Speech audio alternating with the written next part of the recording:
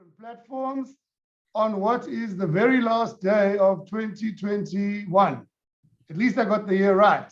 It's been quite a tough year, and I'm sure all of you in the media know that we've walked a long journey this year. For those I have not met before, my name is Michael Curran. I am the Acting Director General of GCIS. As is this time of year, many of yourselves, I'm sure, and many members of the public administration, including our boss, Pumla Williams, is taking some well-deserved leave. And Minister and myself drew the short straw. So here we are with you on the vacation period, but it's a great privilege to act over this vacation period and to bring to you a briefing by Minister in the Presidency. Members of the media, thank you for joining us today. It is a virtual briefing following deliberations of our cabinet yesterday. Folks, as you are all aware, being a virtual platform, we follow a little bit of a different set of protocols. Please, if you could name your house, your media house, so we know who you are, and when you come, if we take a opportunity for a hand, please introduce yourselves. Please only use the chat room, not the Q&A part, so that we don't have questions dissipating between two of the colleagues for any questions you want to pose. Please also make sure that you are on mute all the time. If there are any of you who don't have that facility or have been muted by Peliswa, we will proceed to issue a reading of a statement by the Minister. And after that, we will take questions through the chat group. We will also, I'll keep an eye on the hands. Sis Nongeba Mhlauli, who you all know, and Sis Peliswa Sabati will keep me appraised as to your questions and any inputs you want to make for the briefing. Obviously, I want to make an appeal. Let's not be extensive in time. So please, if I could request media houses to really just restrict it to 2 or so questions each in the initial round. And if time allows, we will give a second opportunity, because I'd like us to have a fair round for everybody. So ladies and gentlemen in the media and the members of the public at large who might be viewing our briefing following the tradition of cabinet, I'd like to hand the floor to the Minister in the Presidency, Mr. Mondli Gungubele, who will share with us some few highlights from yesterday's discussions. Minister, over to you, sir. Thank you, Mike. Good morning, ladies and gentlemen of the media. Thank you for responding to our invitation during a holiday in the midst of accompanying one of our greatest icons in South Africa, Bishop Emeritus Ubabu Tutu. We know even yourself, you must not, I don't think you did have holiday. Today, it's mainly about cabinet briefing with particular emphasis on the logistics of the handing over of Judge Zondo report, which is going to read as follows. That President Cyril Ramaphosa will formally receive the first part of the report of the Judicial Commission of Inquiry into allegations of state capture, corruption, and fraud in the public sector, including organs of state, on Monday. I beg your pardon, on Tuesday. The Commission Chairperson, Deputy Chief Justice Raymond Zondo, will hand over the first part of the report at the Union Buildings. This follows the ruling of the Gauteng High Court on the 28th September 2021, which extended the term of the Commission to the 28th February 2022. In its submission to the court, the Commission indicated that it would submit its report to the President in 3 parts. The first to be submitted at the end of December 2021, the second at the end of January 2022, and the last at the end of February 2022. While the Commission has indicated that it is ready to hand over the report today, 31 December 2021, as it had committed, the formal handover of the report will only take place early next week, due to the mourning period in the honor of our late Archbishop Emeritus Desmond Tutu, which I've already said is going to be Tuesday. According to the court order of the 28th December, the President will have until 30 June 2022 to submit the report to Parliament with an indication of his intention with regards to implementation of the Commission's recommendation. As the President indicated to the court, only once the final installment has been received will it be possible to have complete sight of the report's implications and to develop an implementation plan on the recommendations. The President Ramaphosa has decided that each part of the report will be released to the public immediately after it is submitted to the President by the Commission. The handover of the first part of the Commission report will take place, as I already stated. The first one will take place on Tuesday next week, venue Union Building. That's how far the statement on the handing over of the report is concerned, Mike. Because we issued the statement on the COVID, we'll deal with the questions which are relevant in that aspect. Thank you, Mike.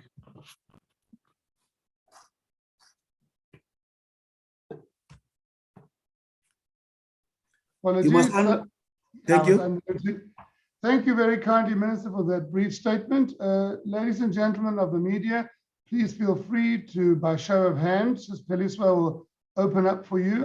Please let me see by show of hand, any of you who'd like to pose a question to the Minister. And I see a lot of famous names here, well-known media names, so please feel free, ladies and gentlemen. So there, Heidi, I've got Heidi's hand first. I've got Enzo. I'm going to take 5 for now, if I may. I'll take Heidi. I'll take Enzo. And anybody else who wants to kick off the ball?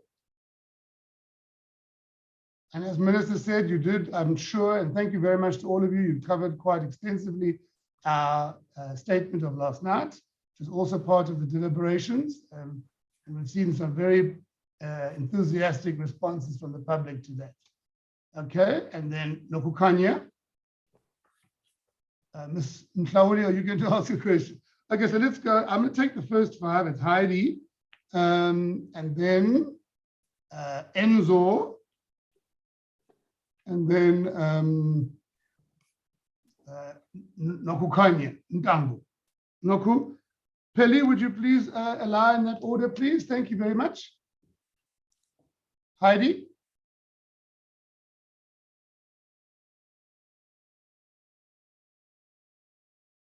Oh, there we go. Hi, it's Heidi Yes, Jockers from Heidi. ENCA.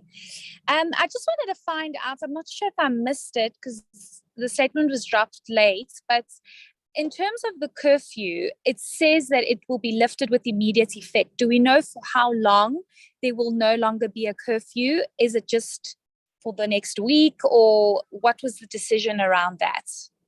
Thank you so much. Thank you, Heidi. Recording in Nice to progress. hear. Enzo, if you just also introduce your house to us, please, Enzo. That's Enzo L.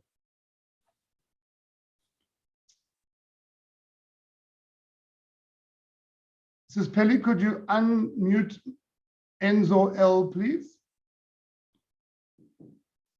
Okay, we're not hearing from Enzo, so let's take Sis Nokukanya in the meantime, please. Can we please unmute Sis Nokukanya, please, Pelly? I'm unmuted. Thank you. Good morning. Nokukanya here from Jacaranda FM. 2 questions from me. Last December, government had decided to keep the lockdown in place to ease the pressure on the healthcare sector as a result of the large casualties that are reported during the festive season. And we're in this festive season now, a day before or a couple of hours before one of the busiest days during the festive season, and we have the curfew lifted.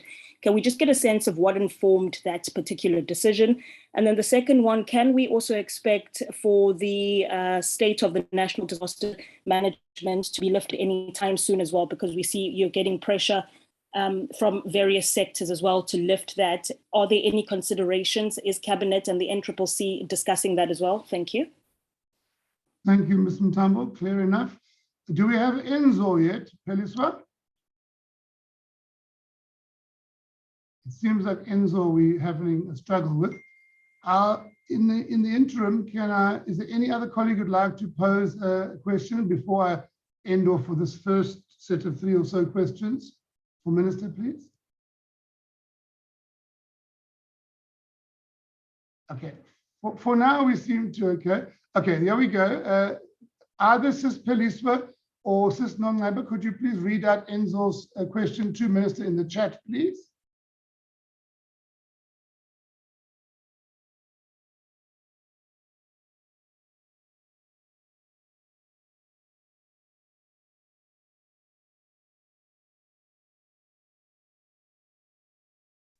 Okay, team, I'll assist with that. Minister, the gentleman by the name of Enzo has asked the following question. Enzo, if you'll be kind enough to type your media house here, please. Will the Zondo report be given to journalists on Tuesday? Thank you. Will the Zondo report be given to journalists on Tuesday? Minister, the question from Enzo.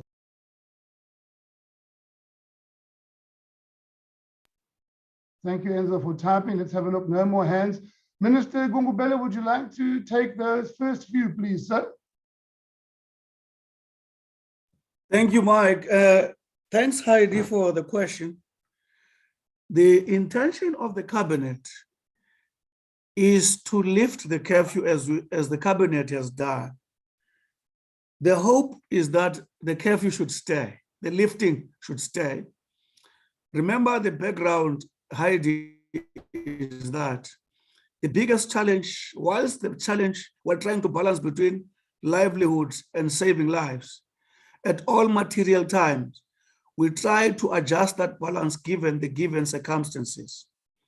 One that, as we sit here today, it is the view of the experts that Omicron has reached its peak. Because it has reached its peak, it is not expected to go beyond the peak. And because below that peak, clinical manifestations have not led to a significant change in the hospital load. That picture being at our disposal, the key thing then, what do we do about the economy, which is struggling? And our attempt, therefore, is to exploit every opportunity where we open up for the economy. So our hope is that the curfew will stay lifted, we'll monitor the circumstances at any given point in time. If the conditions so desire, the curfew will come back. We hope our people will take advantage of this, including business, and make sure that the conditions for actually bringing back the curfew do not arise by making sure that, one, they put their mask on, they distance socially, and they vaccinate at a higher rate. All the necessary measures that undermine bringing the curfew back, we hope our people will take advantage of that. Therefore, my point is that we wish it never comes back, but we will watch the situation. If the reasons, if the conditions so desire, ID, that will happen. Now, I think I've already in a way answered Nokanya when she asked the question, what informed the decision? I've already said, Nokanya, I think I will repeat it for yourself because you also asked this question, that according to the experts, Omicron has reached the peak. Having reached the peak with clinical manifestations that have not caused any alarm in the hospital situation. In the minds or based on the experts, the conditions do allow that we lift the curfew. And I've already explained some of the key demands in the country, creating a situation where every opportunity that allows us to open up for economy, we take advantage of that. We will monitor the situation on hour by hour basis. If there's any difference, we will respond accordingly. On the Enzo, the decision is that the report will be published immediately. It may not be Tuesday, but it will be published during the course of next week. It might be published on Tuesday, but it will be published. We're not going to keep it. Thank you. Thank you, Minister, for that. I'm confident that we can take another round, and I'd like to hand over to my colleague, Sis Nongcebo Mhlauli. Nongcebo, are you there, my dear, to give us a sense of the questions in the chat groups? Nongcebo? You have no connection.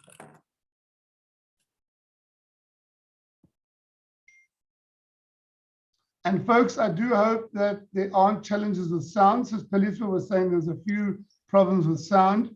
If you're experiencing that, don't hesitate to call Peli. Thank you, Nongcebo.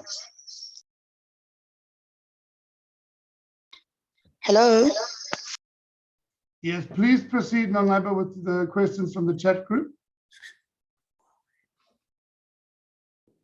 Nongcebo is about to do that. If you can give a minute. Most certainly. While I wait for Sis Nongcebo, are there Hi, any Max. Heidi, I don't know if yourself and Mr. Mtambo, if your hands are old hands. In both of your cases, I wouldn't classify them as old hands, Heidi, and but legacy hands. Okay, thank you. Enzo's hand Nongcebo is ready. Thank you, Nongcebo.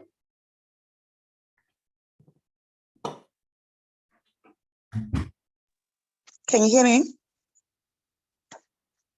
Loud and clear, Nongcebo, thank you. Yes, Nongcebo, we can. We have a question from Samoon Naidu, a freelance journalist.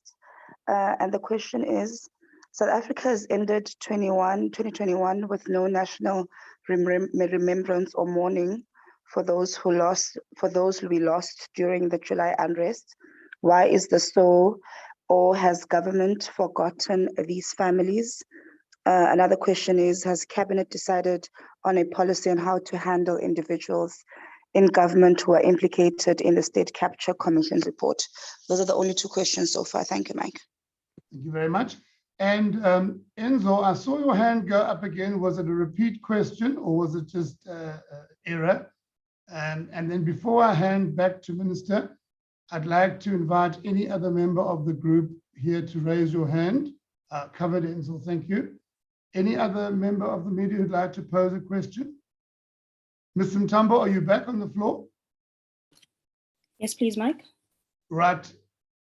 Nokukanya, please proceed with your following question. Thank you. So the first one is just the minister didn't answer the question about the National State of Disaster Act and any possibility of it being lifted or any considerations being made on that. She's correct. And then the second one, please, if I can just slip one in, just on security measures ahead of the Archbishop Emeritus Desmond Tutu's funeral tomorrow, if the minister is able to give us any details about deployment. I know obviously you can't give specifics, but if you could just talk to us around that as well, please. Thank you. Thank you very much, Mr. Mtambo. Ladies and gentlemen, I think I'm going to give 1 second for anybody else, and then I think perhaps we'll take it to the end after that. Right, Minister Gungubele, we don't seem to have any other hands. So with those last questions, I'd like to pass over to you again, please, sir. Thank you. Thank you very much, Mike. Thank you very much again to the media, ladies and gentlemen, for this engagement. I just wanted to say to Mr. Naidu, and who always participates in these media sessions, and we highly appreciate that mourning of the lost is an ongoing thing by our government. Whether it's during disaster or those who lost their lives during COVID, the state of mourning continues. How then do you decide on regular basis who do you mourn by what time to give prominence with regard to a particular event?